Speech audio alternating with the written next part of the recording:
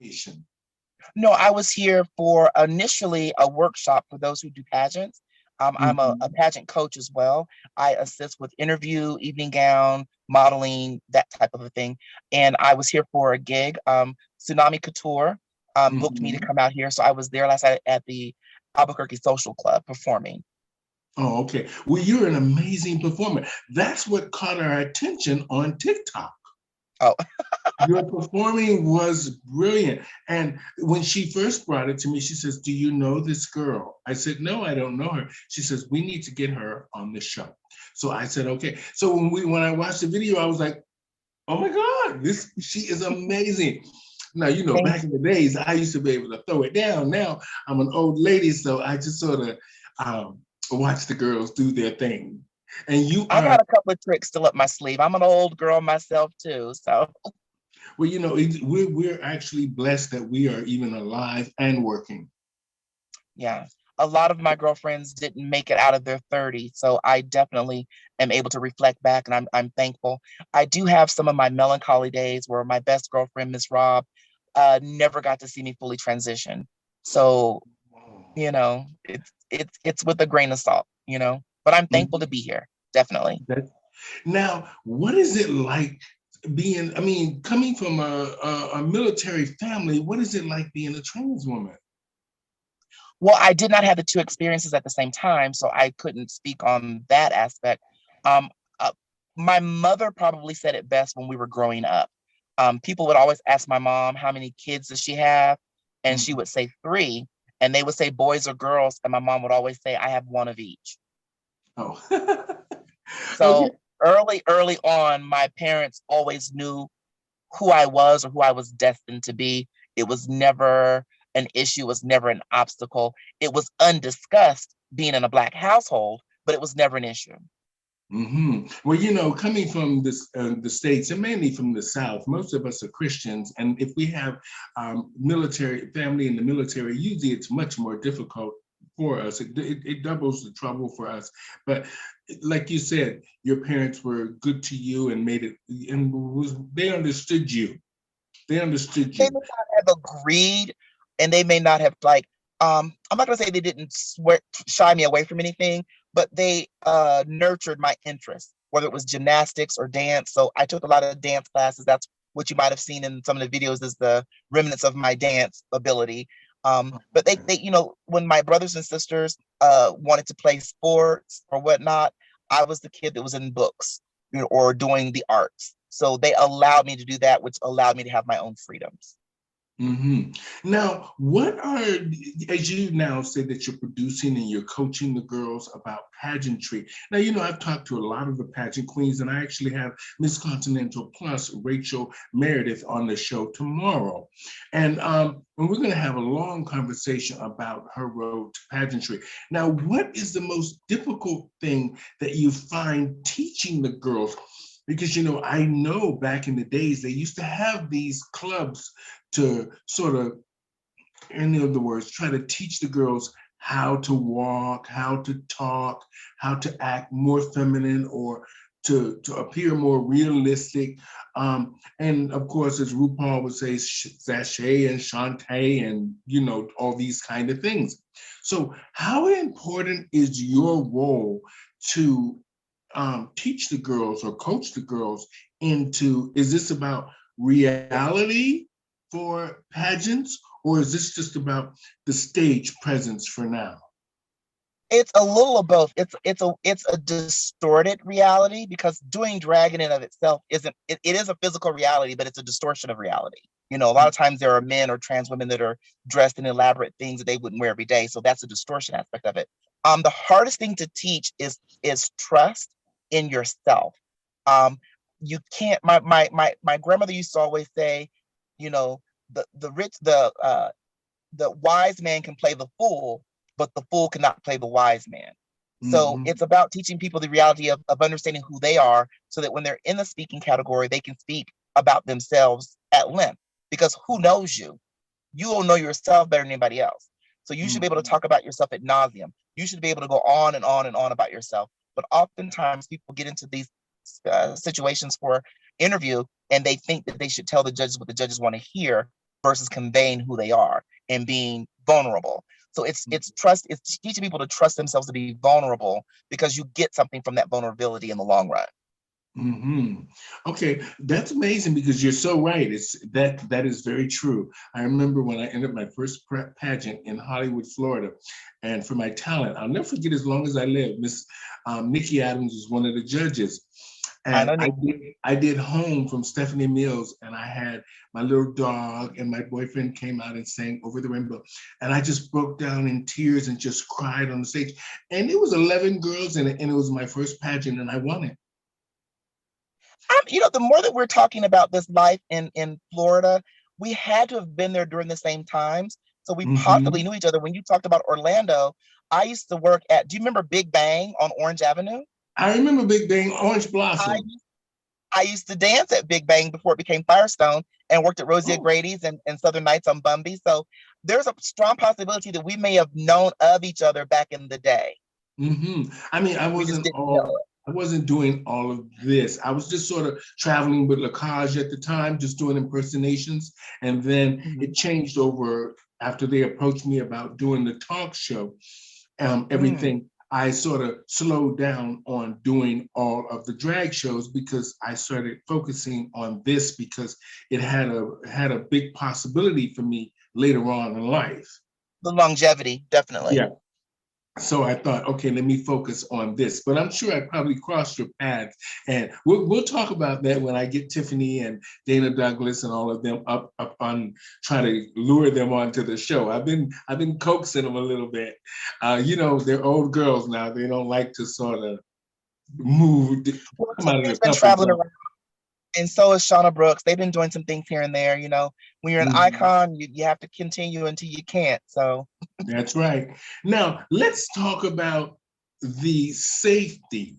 Do you feel, do the girls feel safe now doing the shows and everything with all of the people showing up with all these strange signs and all kinds of odd behavior to drag shows? I currently live in Phoenix, where I've been for the last 12 years. I can Mhm, personally say that I've never seen anything at any of our gay clubs in that manner. Now, we mhm, have had a group of protesters that protest at Pride, but come to mhm, find out that they are professional protesters and they basically travel the country trying to incite people to argue with them or physically assault them so that they can sue you. But as mhm, far as that, I've never dealt with any adverse people at any of the shows that I've been at. And I work at a lot of venues that are considered straight venues. I do a lot mhm, of brunches and bingos and things at places, and they make sure to go above and beyond that. I, as an entertainer, am safe. I, as a person of color, am safe, and I, as a trans person, am safe. So I'm mhm. thankful for the venues that I choose to work with because they absolutely look out for my best interests. Now, I want to talk about just, and then we're going to get into a little bit more about you, but I want to bring this up because I really want your opinion about this. In the last few years, I've watched RuPaul's Drag Race. I don't watch the show on a regular because I it's irrelevant to what I really think about the show and drag. Um, but there has been a real pushback from the trans community, which I thought maybe he has missed a real opportunity with not having the trans women, which is part of his culture coming from Atlanta, on the show from the beginning that I think could have made him a bigger star than what he is. Now, Um, I respectfully have to disagree. mhm, I think drag in general with the general public needed to be palatable. So being able to see these beautiful creatures as handsome men or in men in general kind of softened the blow. The reality is, like people like Candace Kane or Tulsi, who've done mainstream movies as trans women, um, it's not always palatable. Oftentimes in the straight community or in the community at large, they're used to seeing Medea. They're used to mhm, seeing Tootsie. They're used to seeing Miss Doubtfire. They're not used to seeing beautiful women. And that's where mhm, the pushback comes in. I also think that as a trans woman myself, I would have loved the opportunity to be on RuPaul's Drag Race, but I also understood that that's not what he wanted. It's his show to do as he chooses. So I don't have an issue with it. I know that Mhm. that show's not for me. Just like when it comes to different pageantry systems, they're not a fit for me. I shouldn't force him to have to change his outlook and what his desire was for his show. I wouldn't want someone coming to me and telling me that I need to change my outlook and my desire for my show. So why should I do that to him? I Mhm. think it's interesting that so many of his contestants, after appearing on the show, have transitioned and they've been able to Mhm. come back as all stars. So we do have some representation in that aspect. But I think that if he would have had trans women on from the beginning, I don't think he would have had all the seasons he had because there would have been a pushback, in Mhm. my opinion. They're just Okay. not ready. They're ready for comedic roles. Milton Berle, Shanae. They're used to Mhm. that. They don't want to see gorgeous women that makes them think that less of themselves. Mhm. They're just That's a not. Yeah. that's a great answer. Great answer. And it sort of opened my eyes to something that I think that I thought differently.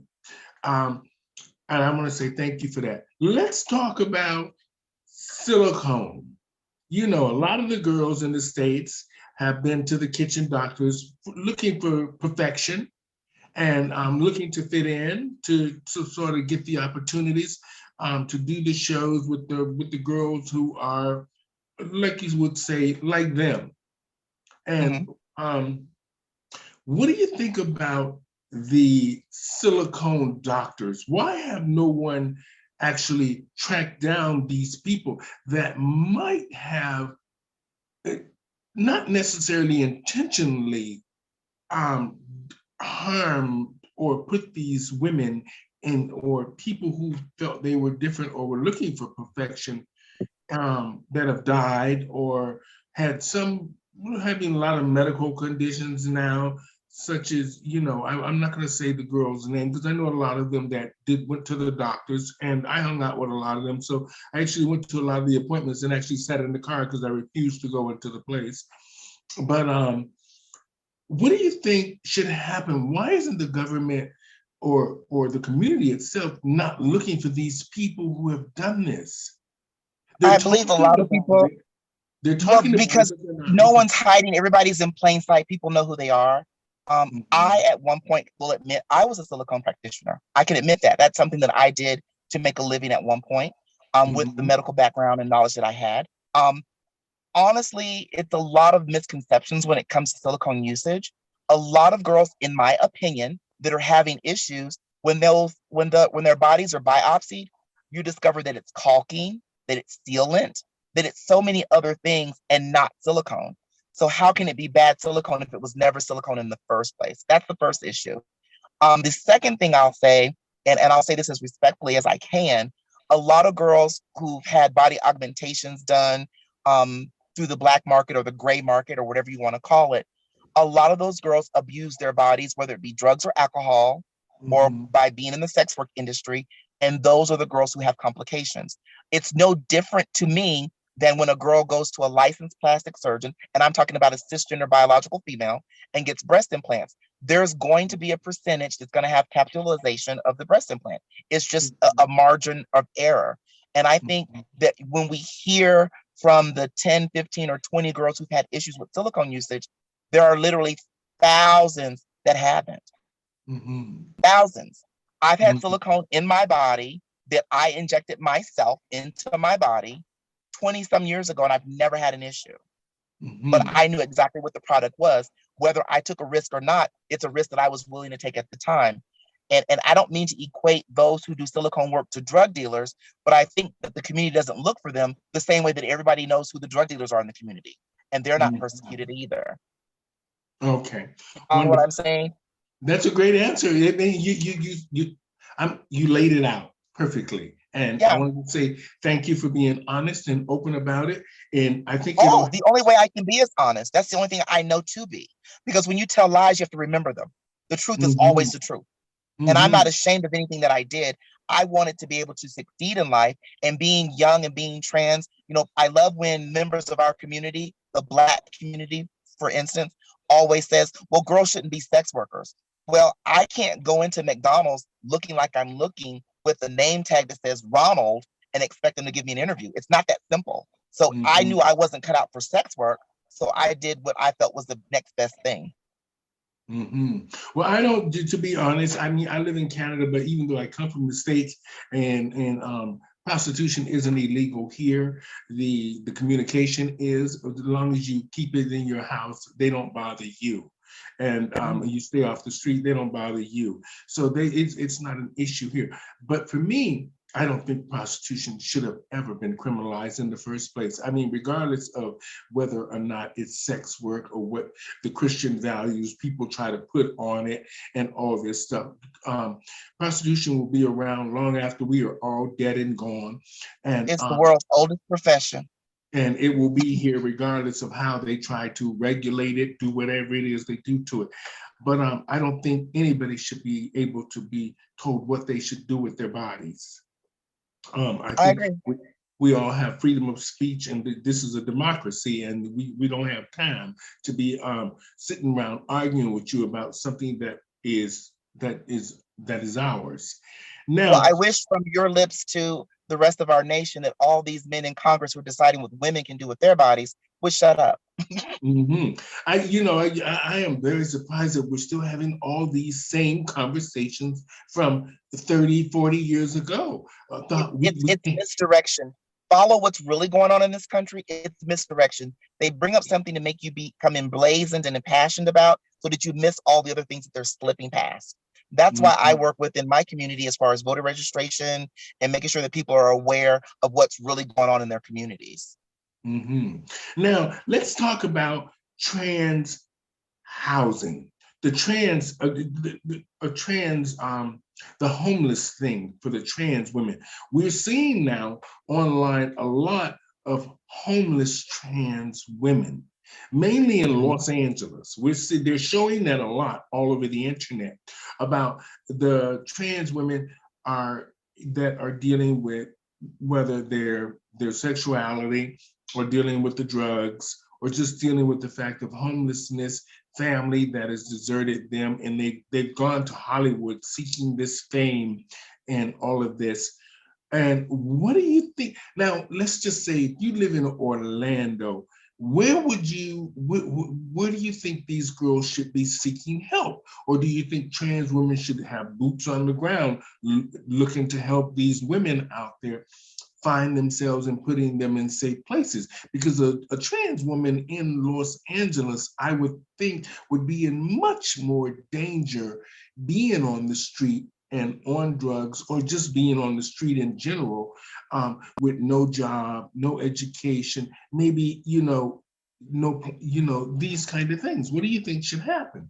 Well, I can tell you why a lot of women flock to California and New York.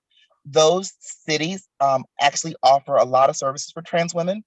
If Mhm. you are a trans woman in the city of Los Angeles, in the state of California, the state will pay for your SRS, which is sexual reassignment surgery. They'll pay for Mhm. your FFS, which is facial feminization surgery. They'll make sure that you're not homeless. They'll put you in housing. They'll make sure that you are on all of your medical. They'll make sure that you get your SSI. So a lot of times people flock to those states because they have so many things to offer them. Now, I think people end up on the street because of choices. Mhm. Oftentimes, I've worked in this industry for a great number of years. I like to give a little shout out to Monica Jones and the Outlaw Project in Phoenix, Arizona. We do a lot within the Black trans community, and the sex workers in general. And a lot of times, you have people, and I'm going to use these terms, forgive me if they sound harsh, but they're confused. A lot of young gay men want attention, so I don't feel that they're truly trans, but they transition or partially transition because they may be sex working or because Mhm. they want to have an easier life. I often tell young trans people or people who are debating transition that if your boy life, your given life isn't together, it's not going to be easier transitioning. That it doesn't Mhm. become easier; it becomes much more difficult. For instance, I'm a graduate of University College. I had to petition to get my degrees, the name changed, so that it would match who I am, because who I am physically and who I am on paper are not the same person. Mia Inez Adams has never gone to grade school, elementary school, junior high, or high school, much less college. You know what I'm saying? So you have to Mhm. really take into consideration all the things you have to give up to transition. So Mhm. oftentimes I feel that these young trans people, they see the opportunities that they can get in these states and they move to those states And sometimes to follow the law, you have to be homeless in order to receive the services. So I think sometimes they purposely make themselves homeless because it gets them into programs faster. Now, Oh, in that time that they are actually homeless, they may be on the streets soliciting, selling themselves, using drugs to dampen their resolve and how they feel about themselves. And sometimes the drugs take over and it can give them mental disconnects and so on and so forth. But a lot of cities, Howard Brown in Chicago does a lot with trans women. In Los Angeles, I know for a fact, multiple girls who moved there with the intent of having their sexual reassignment surgery, which they were able to facilitate by being there. And I know New York does the same thing. So some of these larger cities, I don't want to say they lure girls there, but there is a network, an unknown network of other trans women that we talk to each other about surgeries or different things that we do. And they say, hey, come to California, you can get what you need if you come here. You may have to be on the mhm, streets for a couple of months or find you a place to stay or get you a sugar daddy or something of that nature. But in the mhm. end, if you can survive that homelessness, you can get what you need. Okay. Now, I want to talk about this now. We're going to talk about you. You know, you're an amazing speaker and you're very good and you should be a coach. I A am. I mean, and I want to talk about this. Now, this is a personal question. You don't have to answer it, but because she wrote this here and I just thought that it's relevant because Okay. when we're doing the shows, now, when you are doing the shows and you're performing afterwards, when you're greeting the audience, do they address you? Some people, I mean, we know they call you Mia Inez Adams and stuff, but do the audiences, like you said, heterosexual, do they consider you a trans woman or a drag queen? In all of my years of doing drag, I've never been a drag queen. From the beginning, I've always been a female impersonator or a female illusionist, Okay. someone who does drag. When I perform places, I have had people say, you know, what do I call you? And I got this response decades ago from my girlfriend, Alexis Davenport. I simply look at them and say, call me what you see. So I never have problems. I'm always, ma'am, well, I see a woman, then that's who I am to you. You know what I'm saying? Mhm. I never have those issues. And also, being very well endowed on top with, double E cups doesn't hurt. So Oh, I mean, to be honest, I would have never known. I could have walked right past you and would never. I mean, now, oftentimes people say I give them auntie teas. I don't like a lot of the girls use the word living stealth. I don't intentionally try to live stealthily. I just think that my aesthetic is very, oh, that's somebody's auntie. So they glance at me and move on. they would never Some know. trans women have so much stuff done that they stop looking beautiful to me and they start looking surged. And then you look at them, you think, closer look, closer look, closer look. I think I know what used to be. Well, we're from Florida, and I'm from I party mostly in Miami, so I know what the girls look like. A lot of them. So, I remember um, Adorable Adora and all the girls and Gloria Klein. Yeah, oh yeah, I grew up with The days Gloria at the Klein. Palladium. Yes, I was there at the Palladium and the Monster in Fort Lauderdale and all of that. Yeah, Hmm. And we have to talk. We have to talk. okay, and so I want to talk about this here for a minute. When you are, let's say, how do you have an agent now getting the gigs for you, or do you personally get the gigs on your own? I don't see the point of paying someone to get me work. Okay. If I am the person that has to do the work, you know, I'm thankful to be able to stay busy at my age and to stay relevant and Mhm. to stay being able to stay booked. I may not get the fee that say the RuPaul Drag Race girls are asking, but what I do know is that I'm able to make a living. I've not had a job on paper since '96. I've just done Mhm. nothing but drag all that time. I was able to put my biological kids through college as well as several of my drag children through college. Purchase Mhm. homes, cars, travel abroad just from doing drag. So this is and has been my profession for a great many number of years. And I'm thankful for that. And I don't see the reason to change it up at this time. I don't see the Wonderful. need of an agent. This is amazing, amazing. You're teaching me so much, and you're talking about, you're saying things that trans women probably should have been saying. I've been talking to a lot of them, so a lot of them, you could be a great coach for a lot of them, and I'm just Well, saying. I have an ideal of something I want to do, and I want you to listen to this word. I've always wanted to start a network, and I wanted to call it Mother May I, where I would Mm-hmm, have a place where if you lived in Apopka, Florida, you could type in and find a mentor in your area that could help you with things. And that's something I've mm-hmm. always wanted to do. I just don't have the know-how. But one day you will see an app called Mother May I, and I want you to know that that's my app. It's going to be for me. All right. Now, let's talk about this here just for 1 minute. Now that you are doing the shows again, and the young kids, I'm not just talking about RuPaul's Drag Race, because now I'm seeing a downward spiral with a lot of the RuPaul drag girls. I'm hearing, there's a couple of them that I worked with here, and I thought they were some of their drag I thought was very questionable, but they did what they did, but I got along with them very good, and I actually worked with them a couple of times, and it wasn't me that booked them. It was more about the community or Pride that booked them, and we got along really well. And now a few of them have spiraled sort of out of control, and now one of the girls that I really thought had her head on her shoulders is in really big trouble now, and That's I'm my not going to say. nephew. My Yeah, nephew. and I'm not going to say who she is, but me and her, we hung out so many times together, and I feel bad. But I wanted to ask you, what do you think the importance of the young children, because being on RuPaul's Drag Race, they get these big heads, but I think the importance of the drag mothers is really important. And when you don't have that, you see these kind of um, out of control behaviors of the young girls, which we all went through as young pronouns of whatever you decide you are. How important is it, do you think these young kids should have a drag mother? Well, I am a drag mother of a prolific, Mhm, large family. What I will say in reference to the RuPaul Drag Race entertainers, a lot of these young entertainers have advances that we didn't have. Like back in my day, we didn't have the internet. Back in my day, you couldn't buy things on websites. So when I started doing drag, you had to know how to do hair, makeup, make jewelry, costumes. You had to do it all yourself.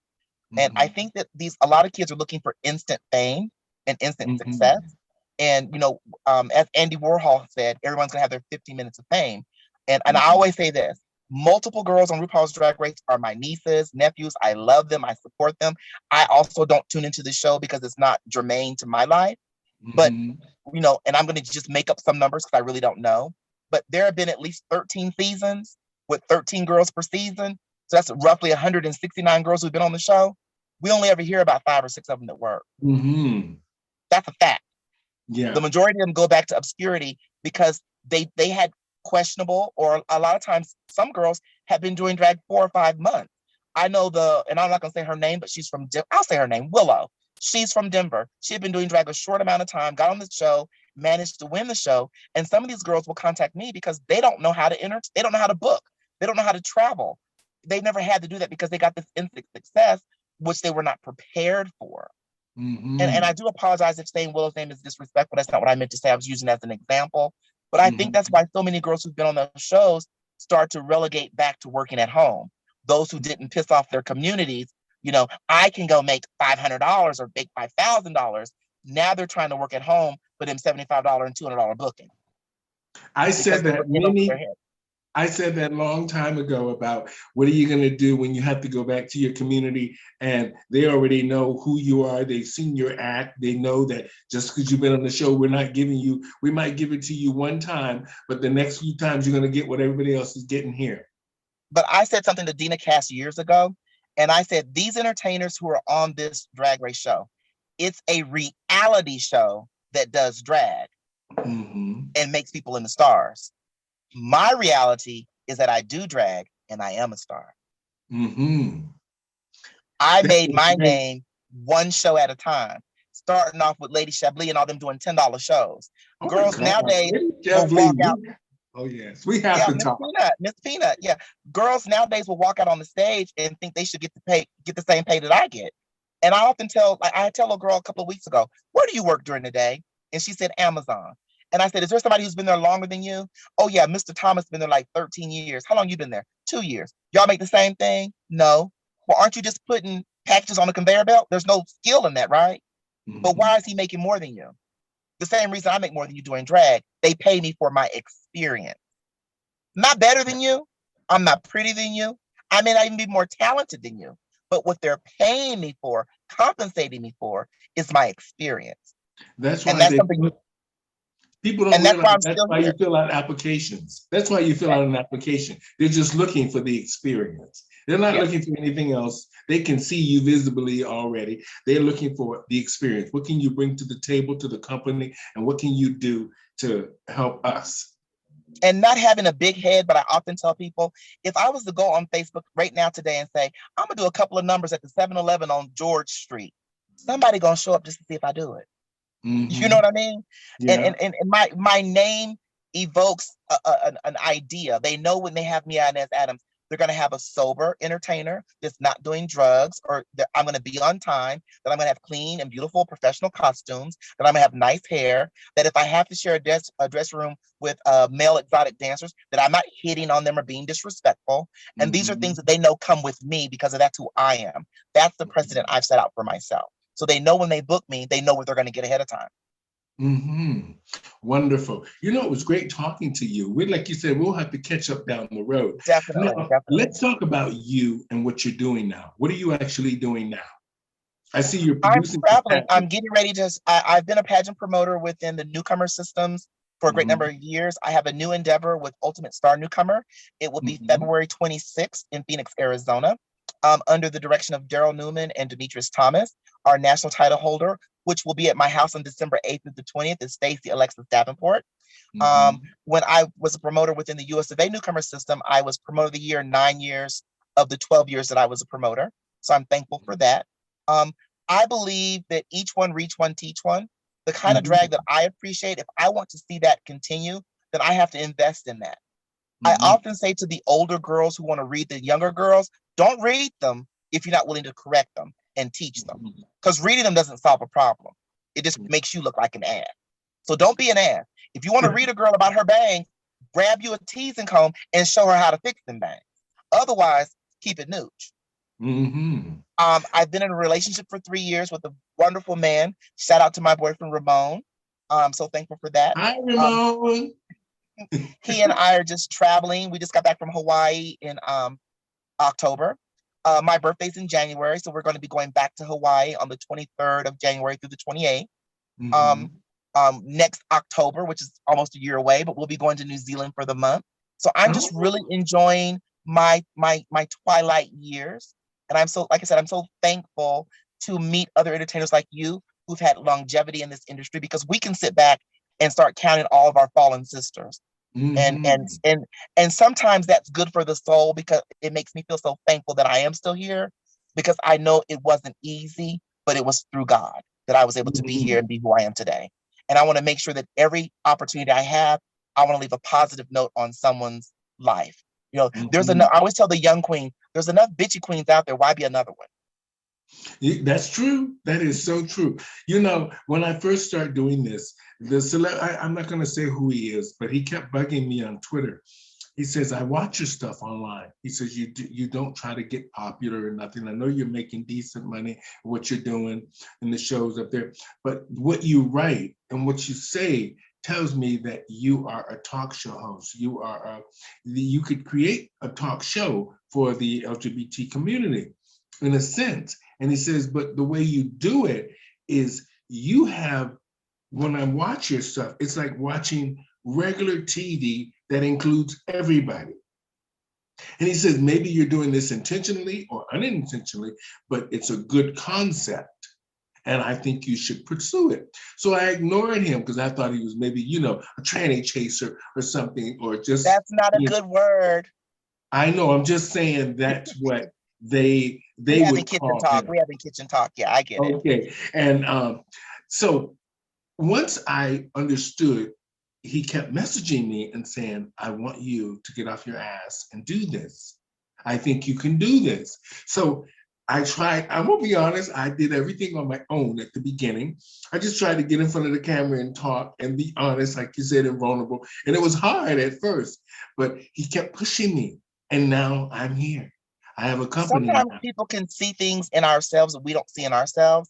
Because Mhm, oftentimes when you look at the mirror of your reflection, you focus on your negatives instead of your positives. Most people, when they see people, they see their positivity. That's why people do smiles at people randomly, little non-vocal things that we smile or we nod our heads at each other. Those are mhm, positive things, that we do. And sometimes people can see way more in you and potential than you see in yourself. So I mhm, want you to be the next Oprah. And you're doing so. I'm willing to be Gail. mhm. I'm Okay, willing to go well, along there for the you go. ride. It's so I do funny. also want to give a shout out to the ladies that I do a podcast with on Thursdays called Lesbian the Rainbow, with Mhm. Seduction Dickerson, Chris Lynn, and also with the reigning Miss US of A Diva, whose birthday is today, by the way, and her name is Oh. Kamala. So I'm so thankful for her, Chameleon, yeah, Dickerson. So we do something on Thursdays called Lesbian the Rainbow, where there's a lesbian point of view, there's Mhm. a lady that's married to a trans man, her point of view, there's a cisgender straight female's point of view, and I have the trans point of view.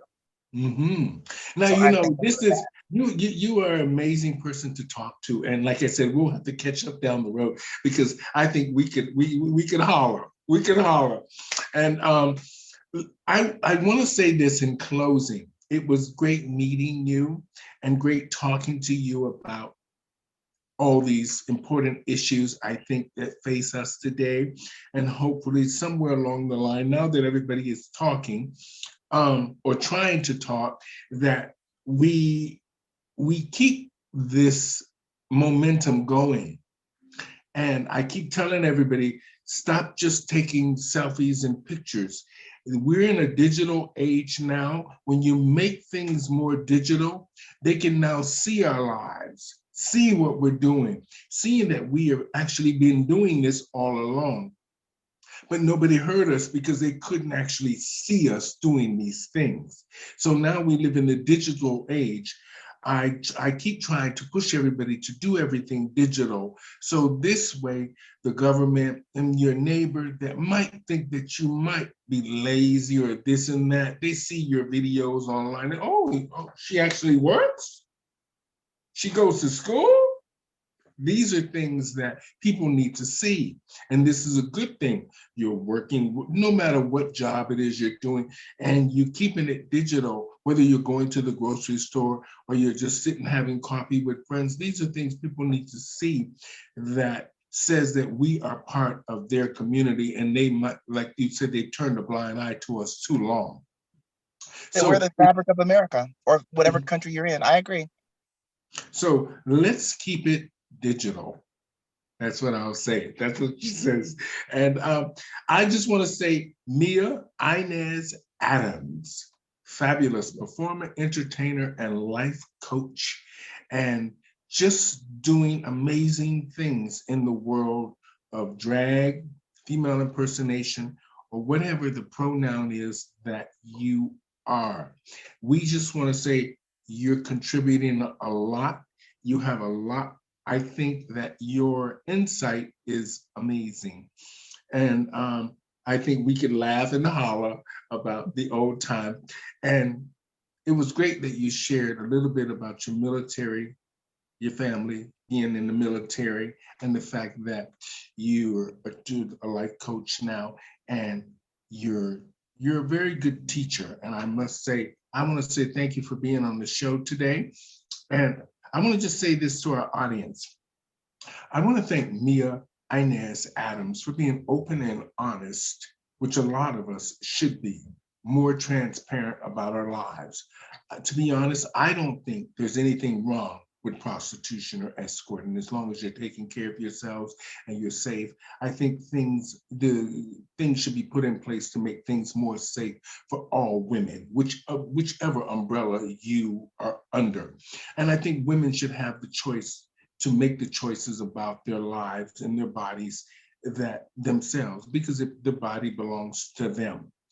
And I also think that we as individuals should talk a little bit more to each other so we can understand each other a little bit better and be open to having that conversation of how can we all get along, make things better for our neighbors and our friends, and just make life a little bit easier for us to just be fabulous in whatever it is that you are doing.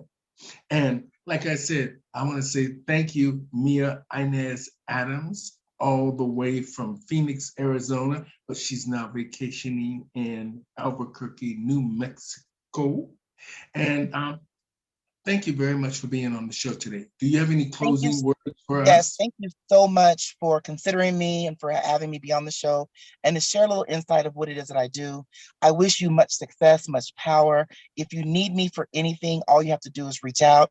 I want to assist you get to your heights because I know that you're the type of person that once you reach your highest echelon, you'll have a hand back to pull the next girl up.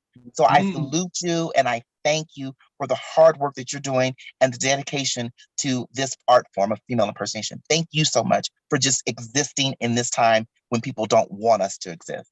Thank you, and I applaud you. you're welcome. You're welcome. And thank you for being on the show today. And to our audience today, thank thank you, my friends. Thank you for supporting us all here. Remember, it's Christmas and New Year's Eve. So boots on the ground. Take care of your neighbors and your friends. Do what you can. Until next time, from us here at Pronoun TV and the Stephanie Stevens Show, and our fabulous guest, Miss Mia Inez Adams. Thank you all, and good night. Good night.